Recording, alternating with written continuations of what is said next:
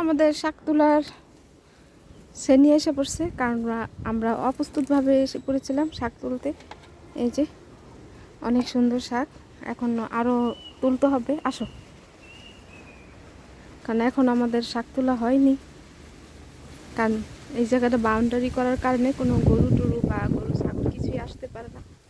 এজন্য মানে শাকটা সুন্দর মতো হয়েছে, খুবই সুন্দর শাক। এখন আমরা তুলবো। তুমি কি জুতো খুললে নিছো? কারণ কি? মানে ভালো লাগে। ও, মাটি পাড়িতে ভালো লাগে। দেখো আবার পায়ে যেন কিছু লাগে না। আমিও সাথে সাথে শাক তুলতেছি, আমারও খুব ভালো লাগতেছে শাক তুলতে।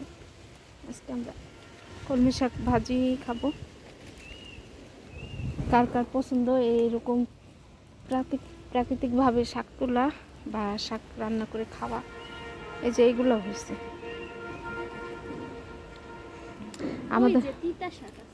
কই পানি এলাঞ্চা না, পানি এলাঞ্চা খাইতে তো আবার আরেকদিন খেতে হবে, আজকে আর হবে না লাঞ্চের শাকটা খাওয়া। একদিনে এত কিছু খাওয়া সম্ভব না।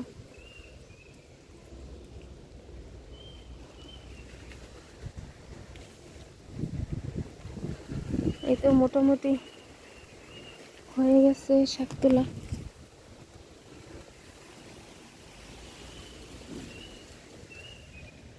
তোমাদের কি পরিমাণে বেশি লাগবে? ইয়া নাজমিনের হাজবেন্ড আসছে। ও, তাই তো বেশি লাগবে।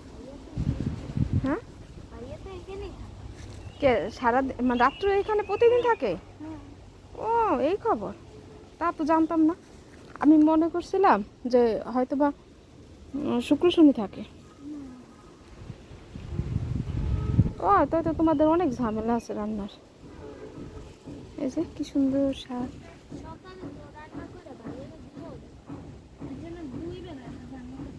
ও, এ রান্না করে কেটা? তোমার আম্মু? তাই তো, তোমার আম্মু তো অনেক কাজ থাকে তাই।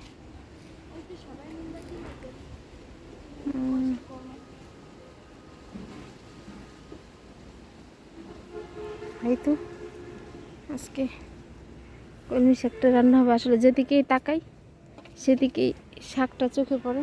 এই যে কি সুন্দর শাক, পরিষ্কার পরিচ্ছন্ন দেখা আসলে আমার ইচ্ছা করলো আজকে শাকটা খাই।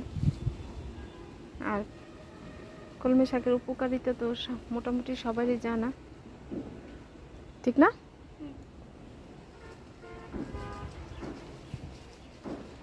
বেশি সময় থাকা যাবে না এখানে।